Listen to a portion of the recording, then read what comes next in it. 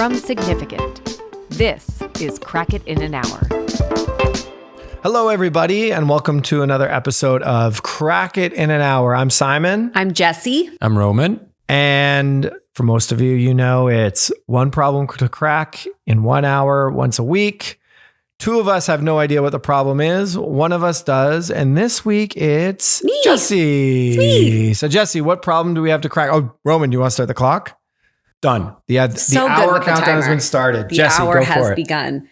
Okay, so I feel like every episode I always start and I'm like, I'm excited about this one. I feel like I say that every single time. But I'm always excited about it. It would have been good if you're like, but this time I'm really not. Yeah, honestly. Truly not looking forward to any of this. We're going to Terrible talk about something topic. awful. That's actually, I'm going to do that one day. Okay, so I think this is going to be a really interesting one, and I do think that we can crack it. I'm gonna say that up front. Pressure. I know the pressure's on. I'm optimistic. I like that though. Okay, so I think I've told both of you this before. I come from a letter writing family. When you have something to say, when you feel like you want to express yourself in a certain way, we write each other letters. And actually, my cousin who lives on the East Coast a couple weeks ago randomly sent me a letter as if text message didn't exist. Like, it was so cool. It was about nothing. Like, it was amazing. And it was just like becoming pen pals and write her back and like super fun. And I think as the holidays are coming up, I was starting to think about the greeting card industry, which is totally in decline. And I thought it's really interesting. I mean, there's so many ways that we could talk about this because, you know, obviously I've started from a place of letter writing in general, but I think there's the specific art of sending holiday cards, sending letters around the holiday, sending greeting cards. But really the greeting card industry is struggling big time, as you can imagine. And so I want to know if we can save the holiday card.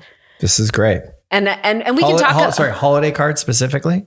Well, look, I have some interesting stuff around the holidays because I think there's a lot of interesting specific tension around how out of control the holidays have gotten. So to me, it's interesting to talk about it with that layer of specificity. Yes. But I think it's okay if we also talk about birthday cards and greeting cards, letter writing. Like, I think we should explore that culturally. Yeah. But I think as an industry, the holiday card, greeting card, like industry is really struggling. Right. It's a very different use case, right? A holiday card and sort of letter writing. I mean, I think, well, I would argue that people used to actually write meaningful cards at the holidays. Now, if you even get one, it's just like, here's a picture of me and my kids and the puppy, happy holidays. Got it. Okay. But I mean, people use, before you were buying bajillions of presents for people and overspending money you didn't need to spend. Like, people wrote each other like thoughtful, meaningful cards and sent them to people they care. So, I mean, certainly like the holiday card used to be one of the simplest, purest ways to say like, you matter. Like, I've put you on this list and you matter to me.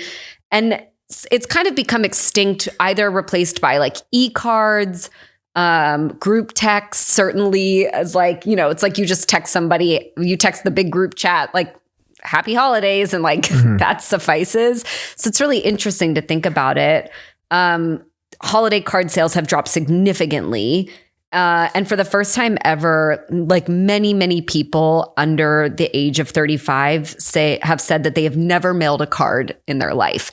And actually, I was just having a conversation right before this with somebody in the office who asked me, oh, what's the podcast episode going to be? And I told him the topic and he said, oh yeah, I don't know how to mail a card.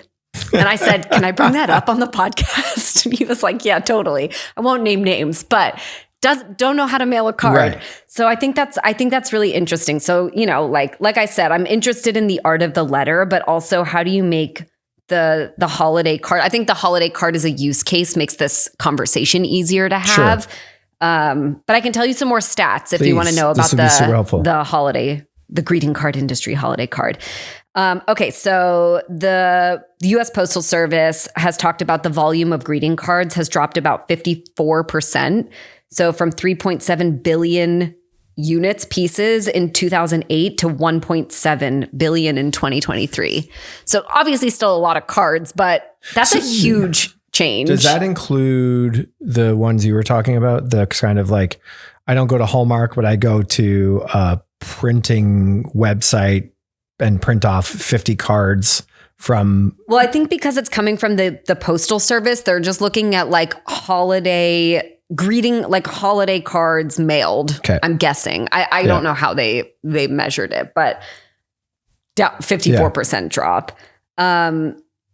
And admittedly, some of the, it's hard. Sometimes like the holiday card and greeting card gets lumped together. Yeah. And so take it with a grain of salt, but I mean, it's down. The greeting card industry revenue has declined at a CAGR of 4.5% over the last 5 years.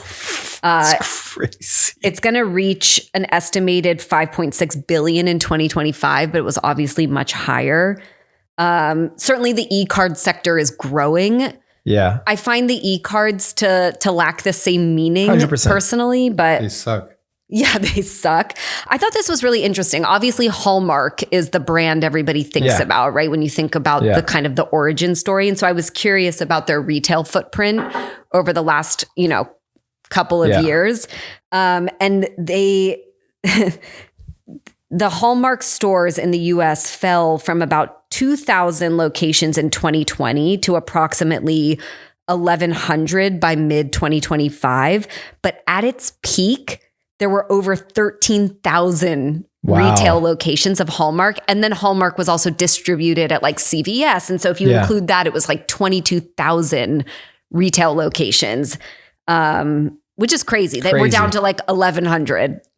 Interesting. And then I'll just say, the last thing I'll say, and we can get into it, is like, what I found really interesting is this tension around how much people love receiving cards, but not sending them. So I was curious around some of the data there.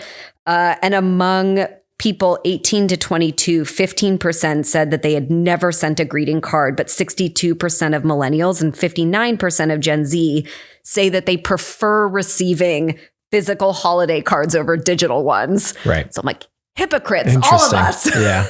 Interesting. And my last stat, just because this blew my mind, but 85% of people enjoy receiving holiday cards from businesses and view them as genuine gestures, not marketing. How many? What percent? 85%.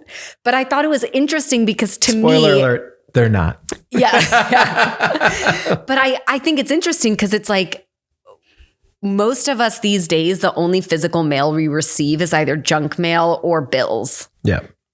And so the fact that even a greeting card from a business feels special. I'm like, my God, we have hit rock bottom. Like, how do we not make each other feel better? Like, how do we not show how much we love each other by sending cards if the love we're getting these days is from like business cards sending out holiday postcards. Gosh. So I thought that was really interesting when you think about the tension. So yeah, I mean, certainly we can get into. Well, I'm curious. Like, do either of you send holiday cards?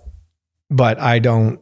I never have. The only time I really got into letter writing was when my now wife, then girlfriend, was living. Like we were in a long distance relationship. Yeah. So like I've done that, and also like earlier in high school when it was a little more like love letters and stuff like that sort of thing. But I haven't done it in forever.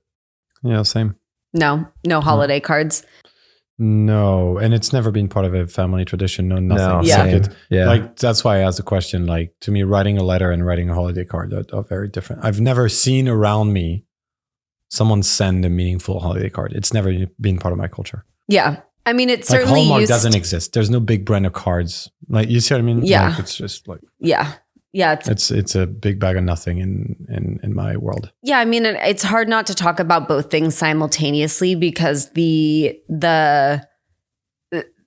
art of the written word is just disappearing. Exactly, I agree. That to me is like the interesting thing about this, which is it's not, in a weird way, it's not just how do you get people to write more cards? It's how do you get people to know how to write a card better? Do you know what I mean? Yeah.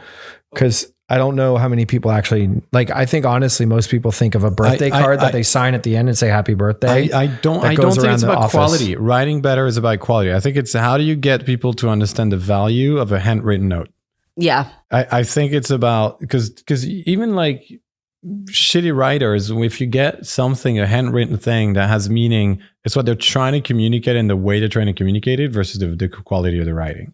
So, yeah, and I would add to that what you're talking about is actually one of the stressors on people. I know it's crazy. It's like everything in the world stresses people out. I'm tired of stressors. I know. I'm tired of stressors. Yeah, I'm stressed. I know you're stressed hearing about it, but it's actually, I was talking to another friend this morning, a big fan of our pod, Leah Bowman, and she was talking about like, basically what you're saying is like, I think it's harder and harder for people to commit to like permanent word, and they want to think about like what's the perfect thing to say, and the idea of just sitting down and writing something feels like, no, should I write it in like a notes app first? And then so I think if you talk about the idea of like getting better at writing, it almost puts this pressure on it when the whole idea of writing a letter is to like let it come from the heart. When I say better, I don't mean like Hemingway-esque prose. I mean like knowing how to write a letter. Like people don't know how, just nailed, people don't know how to write a letter. Like most people, when they see their familiarity to writing a card, I honestly think is when someone's having a birthday at their office and they have to write "Happy Birthday, Jeff." Do you know what I mean? And it goes around the entire office. Happy people birthday. Don't know how to just write about what's going on, their feelings or anything like that. Like, and you said, like, I don't think it's about the quality. I agree with you. Like, it doesn't need to be like high quality, like, wow, he went through his letters and it turned out he was like an incredible writer. It's like how to just verbalize onto paper a feeling or a thought. And I don't think many people are good at that anymore. No, but being good, I don't think is a problem. That's the point I'm trying to communicate. I think the value that people see in receiving it is the one thing that should incentivize people to actually write. Correct. To me, that is where like there's no awareness of this for an entire generation of like how good it feels to receive a handwritten note, a handwritten letter, a real one, right? That generally people actually keep. Like people keep a piece of paper with words on it. Yeah. Like no one keeps a text. Yeah. I mean, they do, but they don't go back and reread it. Yeah. And that's the main thing is like everyone here has received or written something in their lives, and it's just hits different. Like Jesse just introduced this pod with this great anecdote about your cousin, right? Yeah. And like it hits different. Yeah. If your cousin had sent you a really well written email, it would not have had the same meaning. No. Yeah. And I have in my on my nightstand, I have 2 cards.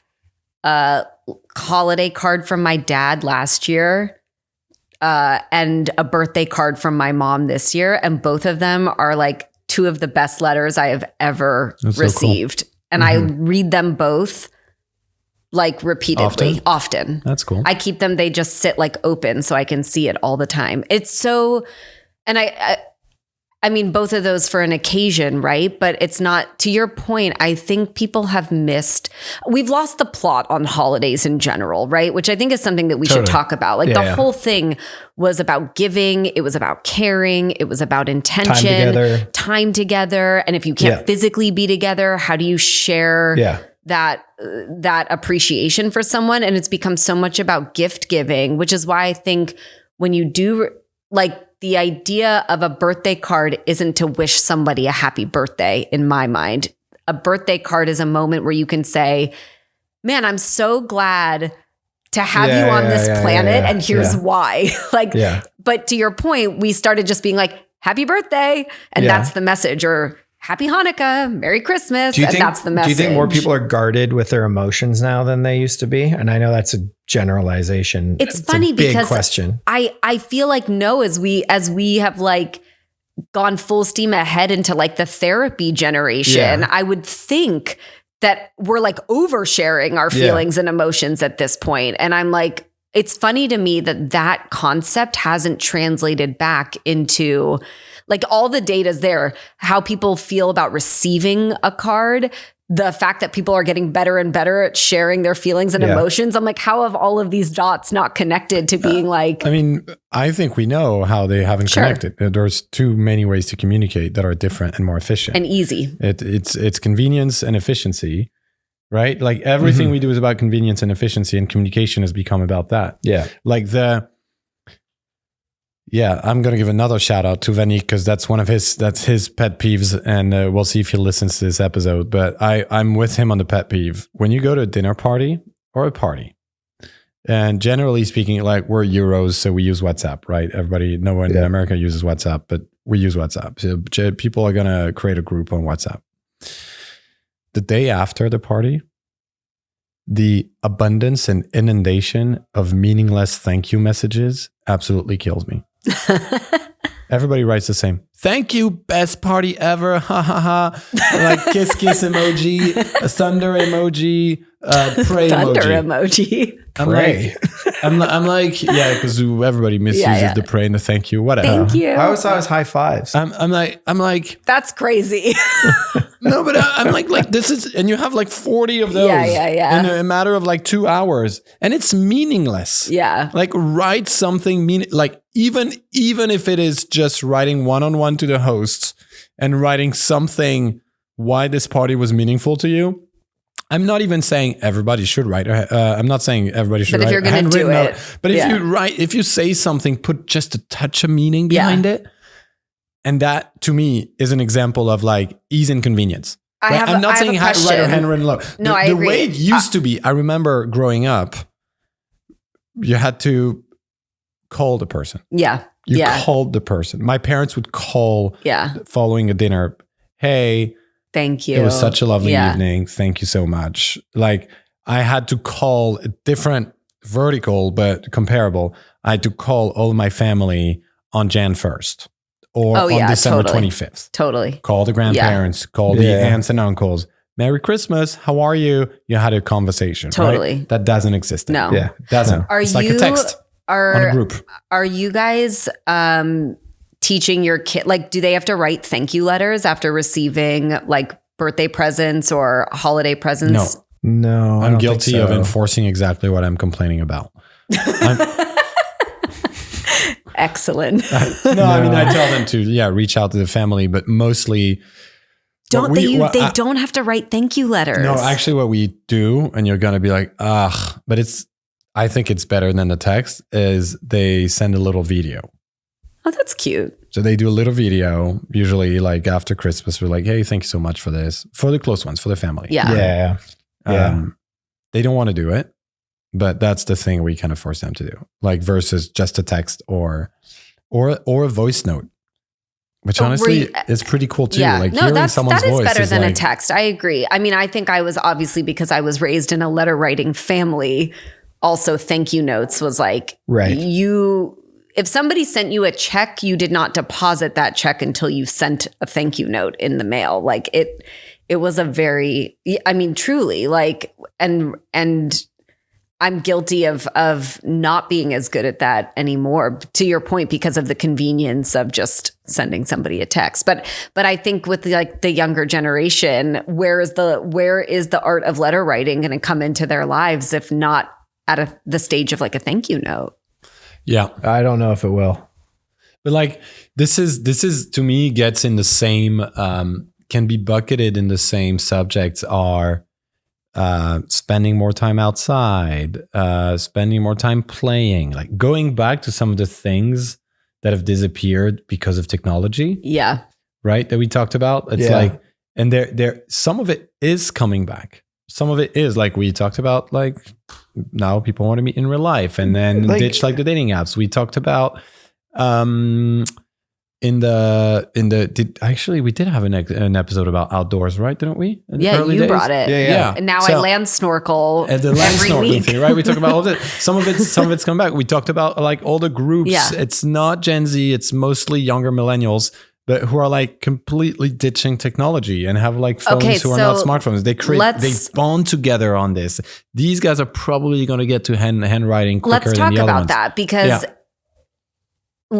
letter writing, card writing is essentially an analog technology. Yeah. So if you think it is, so if you think about like, define technology. But I mean, it's a technology. It's a technology. Okay. Yeah, something made by humans. I'm asking flippantly. I'm like, I don't know what like the definition wheels is. Technology. Yeah. You know what I mean?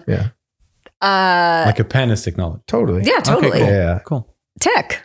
Yeah. Everything is tech. Yeah.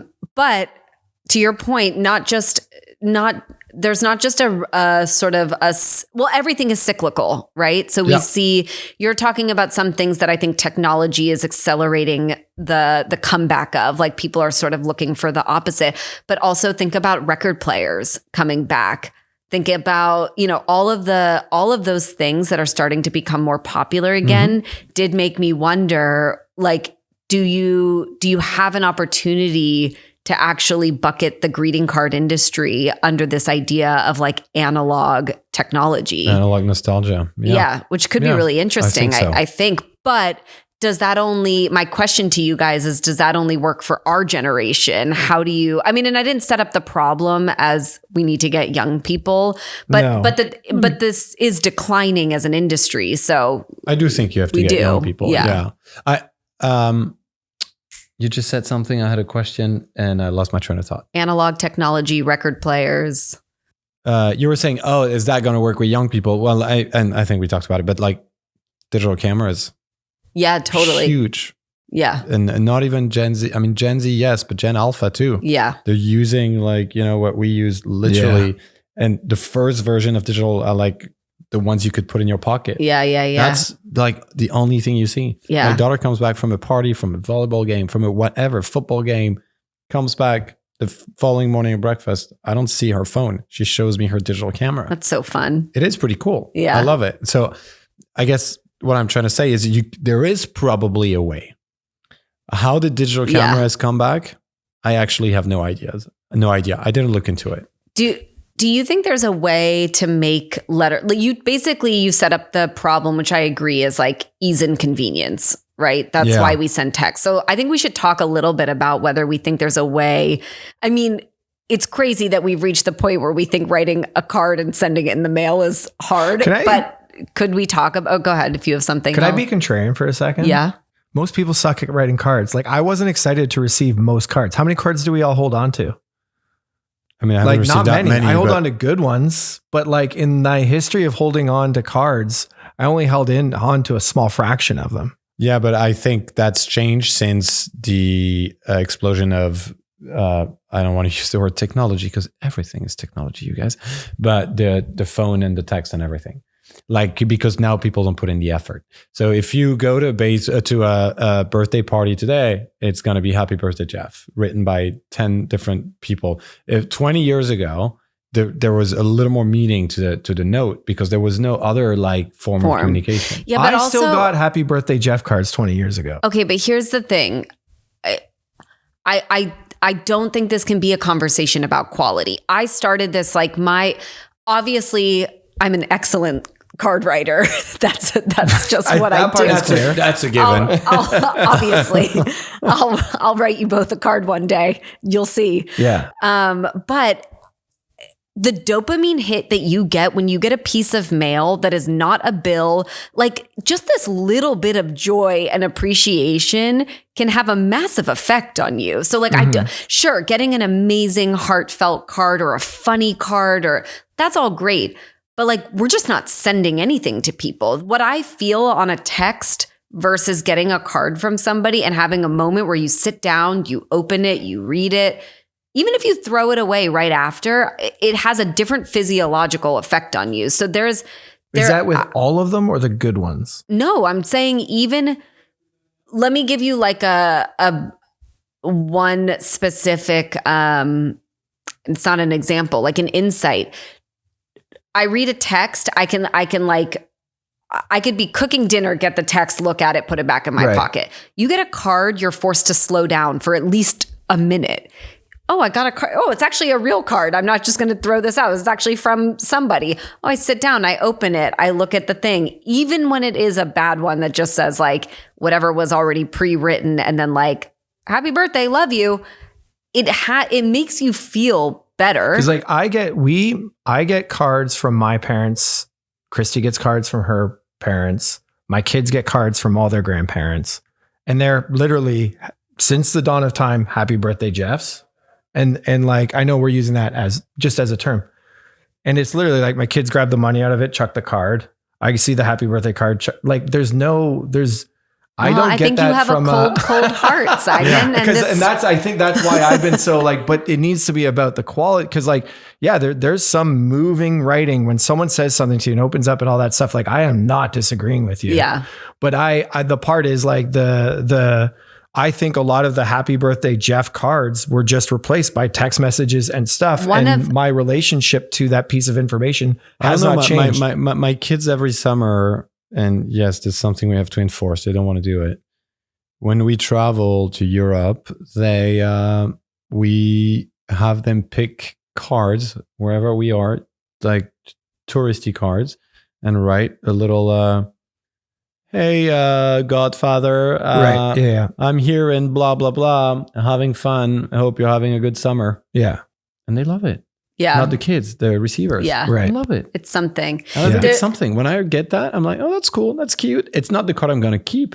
Right. Yeah. But if I got that in the text, it would mean nothing. It would be like literally nothing. And here's my other counter argument. And again, I know I think you guys honestly just have a different relationship to them than me. And that's fine. I'm happy. I'm not going to like, this isn't like, this is more like, this is interesting to me. I think it's it is important. And I mean, yes, I think we have a different relationship to it, me certainly. But like so one of the things that my mom always did was when she saw a card that was like, I'm not talking like the cheesy, funny ones that like at CVS that are like goofy, whatever. But like that was like, oh my God, that's hilarious, or wow, that card is wildly inappropriate, or oh my God, that message is so beautiful. She would buy it.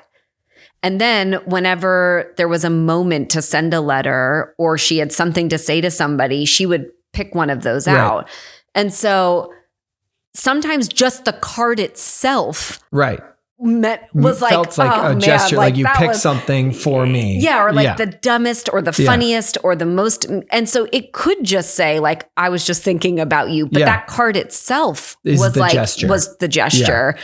And so I think that's an even interesting, that's why I don't think it's about being a good letter writer. I think it's about the intention and seeing it as a valuable form. I guess bringing it back as a real form of communication and a way to express to somebody, I actually care about you. And that's why the holiday layer is interesting to me, because that's what the holidays were supposed to be about. Yeah. Here's another example of why I think it adds value to a relationship. And this is a very transactional relationship. When you are interested in buying real estate in the US or in LA. Yeah, I did that too. Yeah. The differentiator is a handwritten letter. Yeah. By the potential buyer. That's why the realtor's telling you. Which also is funny to me. If you want the differentiation, you write a very personal to the current owners. Because that was back when the market was insane and they would have like 5 offers and most of them will be above asking. And that could be a difference. If they really care about their house, then that's the thing that's going to make a difference. People who care and put in the time to actually write something. So to me, it signals that there's like, for most people, there is value in something handwritten. But both of you are speaking to like either the choosing of the card or that. There's a tremendous amount of thought that goes into it. Tremendous is a strong word, but you get the idea. There's thought going into it. Yeah, there's thought. Yeah, totally. And I think like I do not deny the value of like something thoughtful given to someone or written to someone or something like that. And I'm like, oh, that's why when I said, I mean, maybe saying quality is the wrong way of saying it, but like you need to rebuild a relationship with it such that this is something you can do with these things that you can't do with other things. Because it's explaining the value of it. And I think we should talk. But that's been lost, is what I'm saying. So explaining the value of the writing, the value of doing it. I think that's where it starts. Yeah. It's what's the goal of this? Is the thing to reteach people, not the writing itself. But I think we should think about it as an industry. Like we're basically talking about how do you make it cool again? How do you make the idea of like, I couldn't help but think about book clubs, for example.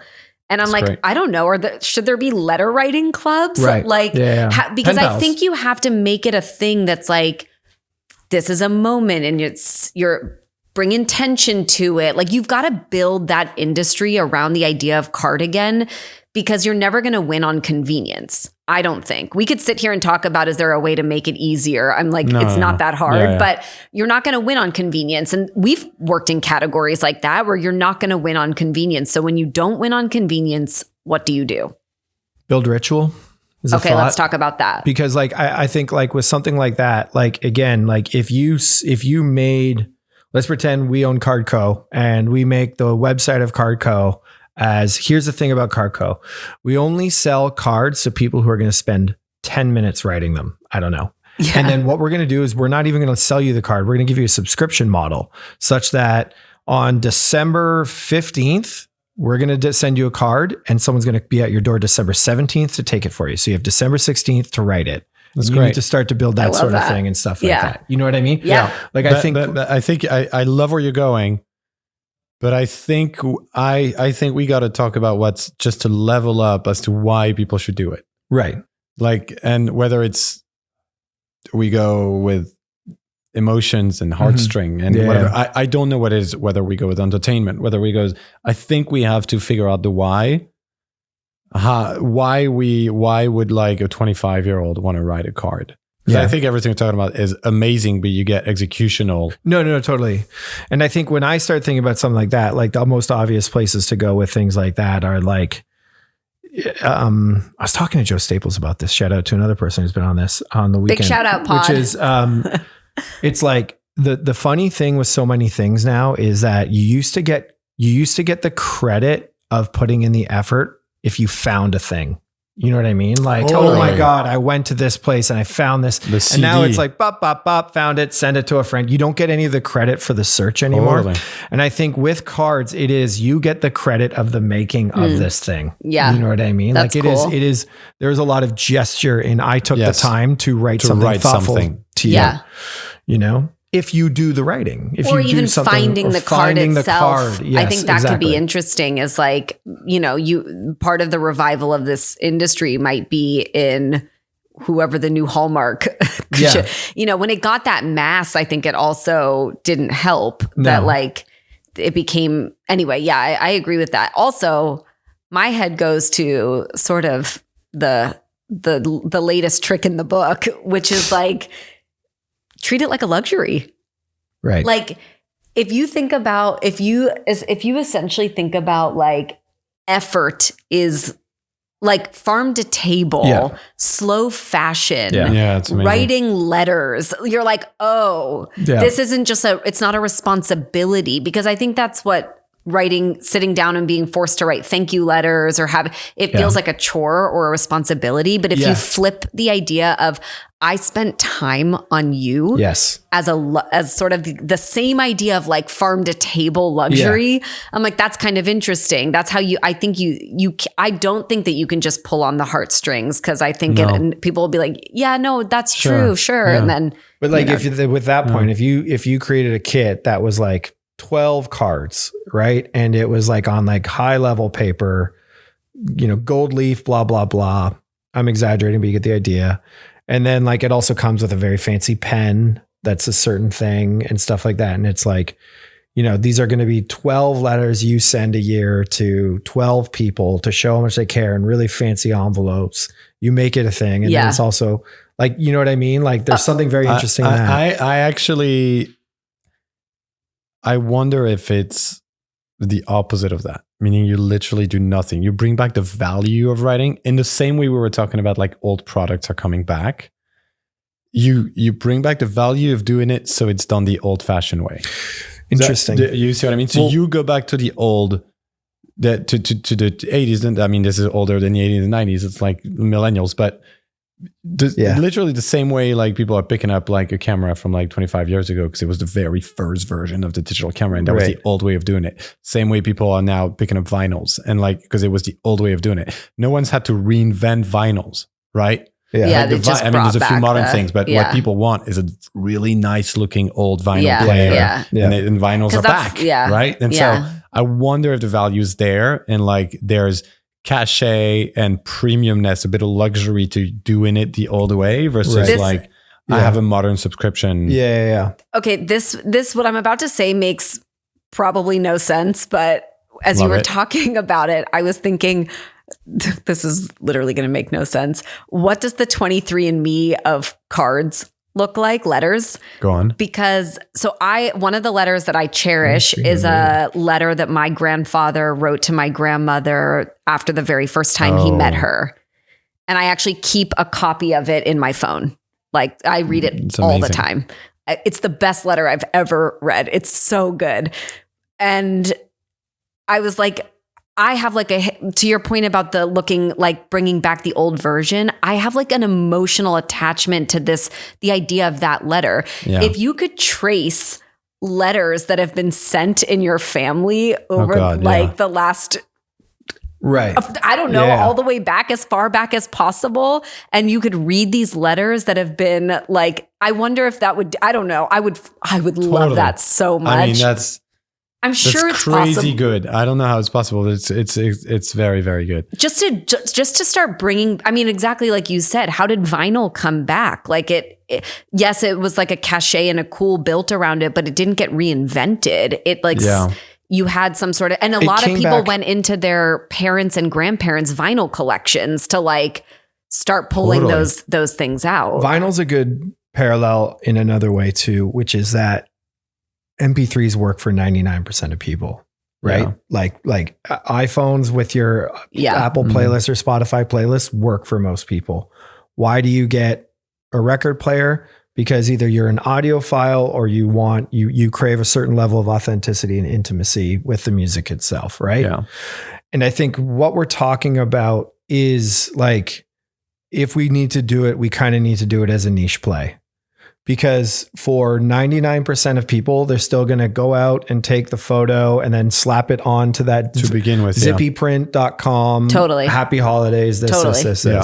You know what I mean? And if I'm if I'm the industry, I'm like, and also you're going to have, let's say, an extra 20% of people who go and buy a card, but never actually send it, but good for business. So you need to like look the at aspiration of it will make people want to do it, but not everybody will commit. But this becomes but this is helpful for me at least, because it's like, okay, if this wasn't a mass play, what do you do differently? Yeah. How do you start thinking about this differently? And there was something you said on your, like, you know, the 12, your idea of like the 12 beautiful. Yeah. One thing that made me think of that could be interesting in the niche realm of it all is like, do you remember? I think it was Burger King, which I know comes out of left field in this conversation. But do you remember when Burger King made people choose their like 5 favorite friends? Do you remember? I think it was Burger King, and you had to actually like roast your friends. Or something? I think you had to like delete like friends. I don't remember if it was from Facebook or something, but like, and then MySpace. Yeah, it was like, but anyway, I like the idea of limiting it. Like you can only write 5. Who are the 5 people that you've deemed worthy in your life? Because it also makes it like a reflection throughout the whole year. It also makes of like it who less... at the end is going to be worth a card. And I think upping the stakes in it can also help with the behavior change. Well, it's also because it's also gets you out of what's become the problem, I think, with cards that you addressed, which is like the zippy print version. Like I receive them from people that I'm like, I know you. Yeah. I'm surprised you're sending me a card. Like there's hundreds that are sent out now. They inherently are devalued. Totally. You know what I mean? Yeah. It's not and that's why e-card is like me. I'm like, this is like a mass thing that was sent out. This isn't about cards, but my grandmother had this thing where she had everyone's picture on the fridge, all the kids, the grandkids, everybody. And if if you made her mad, she would take your picture off the fridge until you, and one of the things that would make her mad is like if you didn't send a thank you card. Yeah. So we use that all the time as like if somebody in the family does something, it's like, oh, you're off the fridge. And I like the idea of being like, well, you're in the top 5 right now of getting a card from me at the end of the year, but I don't know. Yesterday really pissed me off. So you're out of the top 5. Make it all the way. Low level threats over your friendships is always a good thing. This is I have a rapid fire unconnected ideas. Go ahead. for it. You make the reality TV of this, meaning like just people read letters and it becomes very voyeuristic about. So you do the opposite of what handwriting is meant for, which is basically, that's interesting. Which is basically very private. Yeah. And you show the value through leveraging the voyeurism that people love. That's cool. You see what I mean? Yeah. That's very cool. In a similar vein, you use handwritten letters and historical ones or less historical ones or about relationships the same way people use pictures in homes. So you just expose them on walls. Oh, You see what I mean? Like if someone shows up, we have a wall in our kitchen that's just printed pictures. Yeah. Just printed, no frames, printed pictures, blah, blah, blah, blah. Everyone who shows up spends time in front of the wall. Yeah. It's normal, right? Yeah. We all want to see. Yeah, Even I still spend time in front of the wall. Yeah. And I know all of those pictures. Do that, but with letters. Or you put them in where people spend time. Put them in the bathroom. People read things in the bathroom, blah, blah, blah. Oh, yeah. That's a great idea. Bathroom reading material. So that's about the reading. But then about the writing and distribution. You promote you promote writing in places where people actually have time. Yeah. So what if you were handed like just a card or a piece of paper and a good pen as you board a plane? Right. Right. They used to do that. Ooh, that's like good. They used to give you like a piece of paper from the airplane and stuff like that too. Yeah. There you go. Bring that back. Bring that TWA logo thing. And it's like, okay, you're going to have 5 hours to get to New York. So just at some point, you'll have 20 minutes to write a letter to your loved one. Mm-hmm. Like finding spaces, leveraging that free time. I don't know. It's just... Okay, I have 2 thoughts on that, one on that and one on one of the other ones. But I'm thinking about all of the like luxury wellness clubs that are popping up everywhere, certainly around LA, but like, or just all of these, totally all the new versions of like what Soho House sort of started at. Like these are spaces and places that if we want to be in kind of that niche world, and I don't know that that's the audience, but like, I think that's really interesting too, to think about. They have no most of those places are like no laptops and they're laptop free. So if you promote letter writing in some of those spaces could be really interesting. Yeah. And then on your first one about the reality show, I mean, I know this is exactly what you're saying, but it just dawned on me that like letters are the original form of gossip. Like there's so much good gossip in letters and like exposing that. I mean, do you guys remember Post Secret? Oh. So Post Secret was a website. Yes, I do. Gosh, 15 years ago. With the anonymous ones? And they were anonymous postcards with people basically confessing their deepest, darkest secrets. Yeah. And it was like catnip. Yeah, I mean, partially because deepest, dark, and they were like some real dark messed up stuff in there. But also it was like, but it was in the form of letter and used different handwriting and postcards and it was digitized and it was cool, but it's gossip. And so like, my God, like sometimes we just have to use what's in front of us to get people to do things. And like that drives a lot of behavior. Back to your like wellness, luxury you said, but you said luxury wellness. There's so a lot of wellness clubs. Wellness for a second. Everything is self-care. Everything is self-care. And everything is technology. And journaling has made a big comeback. Yes, so true. And so how do you bridge the gap between journaling and writing letters, right? Journaling is making a comeback for several reasons. One of which is actually just writing. Yeah. Right? Not even what you write, just the fact to write. The act of writing. The act of writing. Yeah, thank you. So how do you like leverage that? Because journaling, I mean, writing letters to yourself. Growing up in Europe, and I don't know if it was the same here, it was very like teen girl gossipy thing, right? Yeah. And now I think it's gotten a good rebrand about like just getting your thoughts out, whoever you are, whatever your generation. Now it's like entrepreneur's journal. Very much so entrepreneur's journal now too. It's like, so they journaling, the American Association of Journaling. God, the rebrand on journaling. Found a way to rebrand journaling and reach a much bigger audience. So good. Right? Like, they moved from diaries to journals. Exactly. That was a big, So how do we kind of like leverage that true. for my daughter has one. Just handwriting. Yeah. Journal. I journaled when I traveled the world for when we had this sabbatical, and I did that. I journaled. Oh, that's cool. I read it recently, and it's why I'm here now. I had a really cool, like purple fuzzy journal when I was a kid. There you go. It was a diary. But, It had a lock and a key. But seriously though, journaling went from diary to an actual brilliant journal. rebrand. What, do we need to think about that? Does it need a reframe, or does it just need a comeback? I think what you're talking about, like there seems like a bridge to how you can. It's a place with heat where you could draw people into the idea of sending letters. You know what I mean? Yeah. I think the thing you need to figure out is, and I'm actually starting to wonder this too. And that's why I was staring off in the distance before, which is like, how much has the intimacy of communications changed over our life?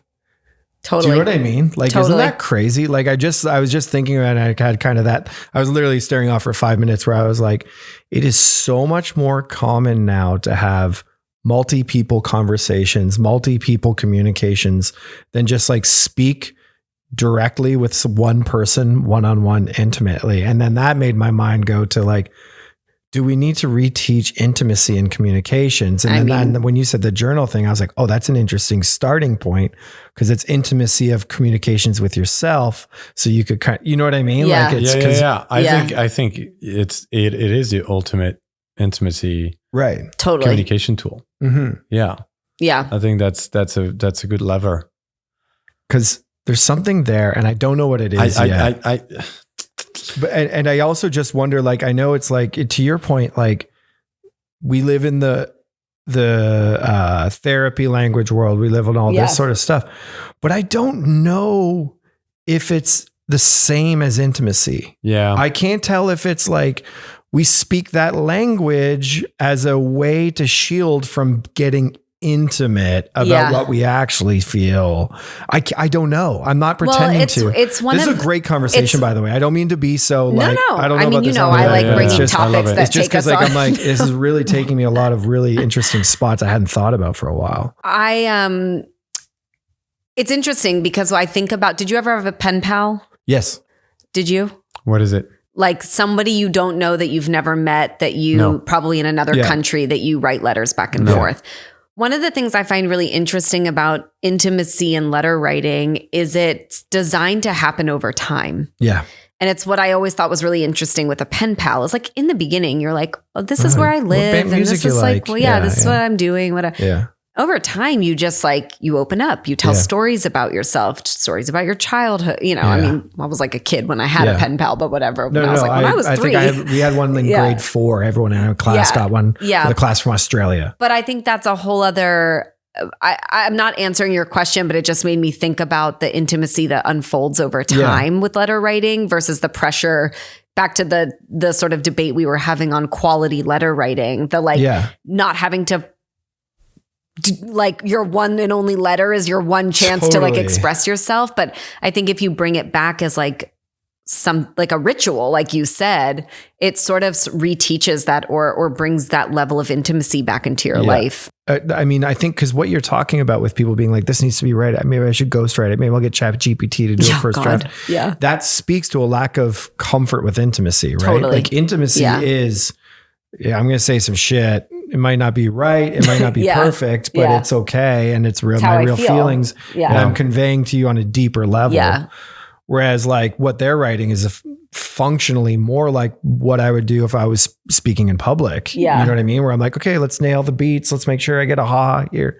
You know what I mean? I read, and I don't know if I 100% agree with this, but because you're talking about it, I'll bring it up. But I read something that was talking about how like surprise is one of the remaining forms of intimacy because it's really hard to surprise people now. Like everything can be tracked, predicted, totally. Even with your spouse. Like if you probably have this, you share the same Amazon account, your credit card's sending you the same like notification if it's in your Apple wallet. And you're like, damn it, I'm literally trying to buy you something or give you something without you knowing about it. And a letter, it's very hard to track, like actually, because you don't know what's coming. And that's interesting. And so it being an element of surprise, whether it's attached to intimacy or not, is interesting to me because which is why I think when people get that 85% stat still shocks me. But when people get that holiday card from the local business, it's just like, oh, nail. Oh, thank you, Dave's Nails. I appreciate that. Dave's Nails. I don't know why Dave opened up a nail salon. Dave's cool. I was going to say.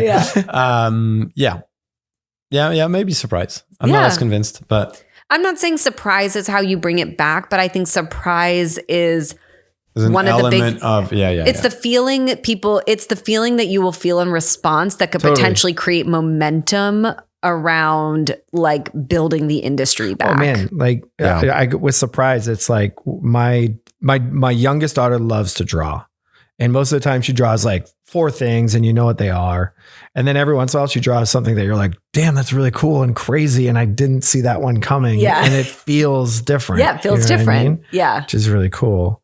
Surprise is also just interesting I don't know. There's something interesting in that. Yeah.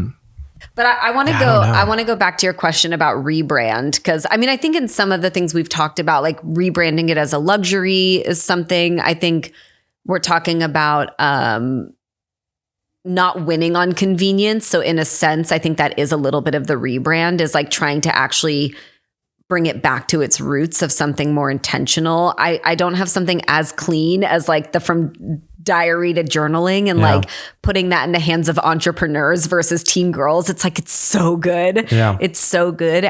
So maybe like one interesting question off of that is like, who's the right influencer to like, if entrepreneurs were the influencers of journaling, like who is the influencer of letter writing? Ooh, I don't know. I think like, well, I see how we can do this, but it's like disparate parts a little bit. Yeah. But if you sell people on, this is the most intimate way to have and communicate with someone, besides basically like there's a reason you would write a letter confessing your love to someone before going to them face to face and confessing your love to someone. Yeah. You know what I mean? Like, I don't know the letter from your grandparents, but I imagine he was kind of starting to tiptoe around that. Guys, it's so good. Right. And like, so that's good. That's why I wrote letters to girls I had crushes on and stuff like that too, was because it was like, I just got to get this out and I'm afraid you're going to say something or laugh at me if I do it to your face. Yeah. You know what I mean? And like, there is something very interesting in reselling and repackaging that. And that's why when you go to scarcity, because no, this is only for important things. These are only for important people. You only have 5 people. You can only write 5 letters this year. And you focus on it as a niche play with like, that's why the record thing was so interesting to me, was it's no. If you need to send 100 cards to your friends from work so that you can just do it, take the photo of the family and just send it off to them. But if you want to say something, and you might want to say something that maybe you're feeling, but it's uncomfortable, but you got to get it out somehow. Okay. So I like that language of like, do you want to write something or do you want to say something? Yeah. And to me, that's an interesting cool. Pivot. It's not the full rebrand, but it's like, I feel like we are in a moment in time where everybody feels like they have something to say. Totally. That's why everybody has has their own like TikTok like channel. But I like that idea of the shifting it. It's not a writing exercise. It's having something to say. Yeah. I think that could be a very powerful like motivation shift. That's how you get to your influencer thing. Like there's so many, like back to the earlier conversation around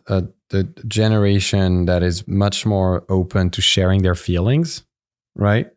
Yeah. You have a lot of content creators who are sharing their feelings and writing it beautifully. And we know one pretty well. And like if Liam, who's here in the room with us, who's like, I invite everyone to go check his Insta, liam.oc, I think it is. And he creates phenomenal videos that really come from the heart, right? Yeah. Like you can feel the writing comes from the heart. You can feel the authenticity, the experience. And it is a lot of sharing the feelings, right? Totally. Yeah. Translate that into handwriting at the right time with the right thing. Then it's going to open up like an entire generation to, because I'm guessing most of Liam's following is not us. It's like younger people to okay, this is a great way to express my feelings. You know like what handwriting. You know what that made me think about, which I think there's a PR reason I think that this happens, but every celebrity and influencer, whenever there's like something like shit hit the fan, or there's like something they really need to say emotionally, they write it in like their notes app and then take a screenshot of that and post that into their socials. And it's like something about the written word. Now, I think it's a lot of like, I need to take some time to like say this correctly. But even that is interesting to me that PR team, can you look it up? Can you look at it? But put the PR thing aside. It's like there is something interesting about how like when you do have something meaningful to say. Suddenly it's not designed. It's not 100%. It's just all text. It's not them talking to the screen. It's the word, written word. But even in commercials, like when people want to send a big message to an industry, they buy the back cover of the New York Times and they write a letter. They don't still. The letter, the letter to the industry. Exactly. They don't like make an ad about it. No. It's like the founder human is gonna like write a letter to the world. I've got something to say. There's still like this show. That's why I really like that. It's not about writing. It's about having something to say. For me, that does intention. That ups the stakes. It puts it right in the cultural context. It also makes you feel like you don't have to be a writer. Everybody thinks they have to have something to say. It's not an exercise in perfect writing and prose. Yeah. It's an effusion of emotion. But even that is to me is like puts too much pressure. Totally. If you just say, if you just said to people like, it's not about writing, it's about having something to say. Everyone would be like, well, I have something to say. And I'd be like, then say it. And say it. Who are you going to say it to? It's like such a good, such a good reframe on what it is. Yeah. And then you're going to go and Cameo hired a celebrity and what's up? It's me. I got something to say. The fifth member of that pop star group. I got something to say. Dave wanted me to tell you he loves you. That's Cameo, I guess. That's cool. Yeah, very cool. Oh man, I want to go write a letter right now. Go for it. I probably will. Yeah. But I feel like we've got to be close to time. We're 4 minutes. Okay. I still have some thoughts on this. I like, the thing is like, I'm glad we've gotten to a place where it's not just writing a letter for letter's sake. And that I think that was the thing that like the tension I was kind of like feeling at the start was I was like, I don't think people like, if we tell them like, man, birthday cards better than a text. I'm like, no, it needs to be more than that. Yeah. You know what I mean? Like it does need to be more than that. And I think where we're getting to is really interesting. And I think there's a lot you could leverage off of just the history of the written word. Like it is one of those things, like even like all the best biographies in the world, they were like, I read like 1,000 of Ben Franklin's letters to his that's why I want ancestral letters and stuff like that. And you're like, ancestral letters is really good. I mean? So good. Yeah. Like, the ancestral letters thing is really interesting too. It's like running in the back of my brain this whole time. I'm like, fuck, how do we do that? I just finished a book about a woman of our generation, a little younger, who's tracing back the history of her great grandmother. And throughout the book, she did like the letters between her and her husband are like literally typed out. The grandmother and the husband? The great grandmother and the husband. Whoa, that's from cool. Like early 20th century to mid 20th century. The actual letters, correspondences between these two that she found in her research are in the book. Wow. Which is really back to your like ancestral letters.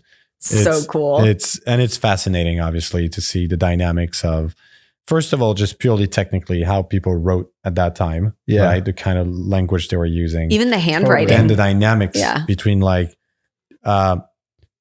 two people like courting each other and then two people actually married. And then the dynamics between gender. Yeah. Like all of it is like an amazing lesson in history. Yeah. Through just a family, right? Like just writing letters. Yeah. So there is, I think, just to make the point again for your idea about ancestral letters. Yeah, we got to do it. I think it's phenomenal. Yeah. I don't know how you do it, but it's phenomenal. How old do your email accounts go back, out of curiosity? I think not before college, I don't think. What about Actually, you? I think I was all the way to the start of email. Yeah. Go back to old emails I did it and read recently. how you used to read them I or know. write them compared to now. I know. It's shocking. Like even that, That's the interesting. change in cause I like in my early 20s, me and my friends all had jobs. We weren't that thrilled. Like just kind of like, jobs at white collar places where it was like answering phones or something where you had a lot of time on your hands. And so we would just write each other pages and pages, send, get one back, read pages and pages. Yeah. And it was like full, like, here's Totally. what's going on with this. Here's what's going on. Yeah, yeah. It was a lot closer to letter writing at the start of email 100%. than Yeah. it is now. Absolutely. Yeah, that's You know so what I mean? interesting. Yes. Yeah. Sorry, you're looking at the clock. I No, imagine. no, we're good. We're good. I think yeah. I love that. That's so true. Yeah, Because it's- like I did that recently. it's crazy. It's the same thing. It's crazy. Especially when you're like traveling or anything or Totally. whatever. It was like, or a friend you You haven't get to seen an in a while. internet cafe and you'd write. Exactly. Yeah, yeah, Yes. That was Yeah. internet cafes. Yeah, that was pretty good. Traveling. Yeah. Yeah. Yeah. Um, Oh Cool. man, I could talk about this all day. Yeah. Go for it. Wrap us up. Well, okay. Shit, I didn't take any notes. This happens to me every time. Okay. Well, this time I feel like I always bring a topic that's like so broad and unsolvable and like interesting. I tried to get really specific with holiday cards, but we ended up doing exactly what I hoped we would do, which is just talk about letter writing and the art of the written word. But I do think holiday, as we talked about, has an interesting almost go to market implication, because holidays is where there's so much opportunity to talk about like intimacy and meaningful connection. And like that is the moment that people get sort of reflective, between Thanksgiving and Christmas. I think people get pretty reflective on like the people in their lives and the meaning. But I think the bigger conversation, and I loved it so much, about rebranding the art of letter writing. Like the only way to bring it back is not to revive the card industry. It's to make people realize why it's important and what it does. And I think we spent a lot of time talking about that. We just talked about it, but it's not about having something to write. It's about having something to say, which I think is a really cool reframe. I think we talked about a lot of ways to build some of the world around letter writing to make it feel niche. I should say we talked about really the best way to do this is to make it niche. It's like vinyl. It's not going to be for everybody, but that core audience is going to make it feel aspirational to so many people. But get into the right spaces, planes, clubs, Soho House, have like where there are book clubs. Could you have letter writing clubs? We talked about, obviously the rebrand, who I don't think we cracked who the influencers would be, but thinking about that shift world. from diary to journal, which was so good. What else did we talk about? I feel like I'm forgetting a big one. I mean, the reality TV, gossip. I do really like that. I think that one's really fun. I get you with that. Place reality TV and Jesse's excited. Just a little Jesse bait. But, yeah, exactly. We talked about surprise and the element of surprise and playing with that as a bit of an emotion, I think is quite interesting. But it's analog. It's analog technology. And so how do you build the industry around that and the meaning around that and make it feel cool and interesting again, and then put it in the right spaces and places to do it? So Simon, what do you think? Did we crack it? I think your original question was like, how do we bring back holiday cards? And no, we didn't crack that. Because I think what we talked about was, here's an interesting space it could live. And here's an interesting space iBuy it could live. But I don't think that space could ever get, just full disclosure, I don't think that space could ever get big enough to revive the entire industry. Yeah. If that makes sense. Yeah. Roman? I think we cracked it. I think the pivot, like it's about something to say, can apply to any form of writing. And I think it could apply to holiday cards. So I would say that then, doing a lot of work in executing and refining the core audience and all of this and finding the right message and touch points. I think we could get it somewhere. Yeah. Yeah. I think we cracked it. There you go. I think it's great. And we'll find out if you guys stay in my top 5 of people. Exactly. If you have a couple more months to piss me off and get out of the top 5 of who's going to get a card at the end of the year. But I loved it. This was a fun one. Thank you. Thank you all for listening, and see you next time on another episode of Crack It in an Hour. Bye. Bye. Bye. Thank you for listening to another episode of Crack It in an Hour. If you like the show, please don't forget to rate, review, and subscribe wherever you listen. If you have questions, thoughts, or feedback, shoot us an email at hello@crackitpodcast.com or on Instagram @crackitpodcast. Music done by Michael Anastasi, cover art shot by Mick Mint, and all things audio and video taken care of by Nathan Nash. See you next time.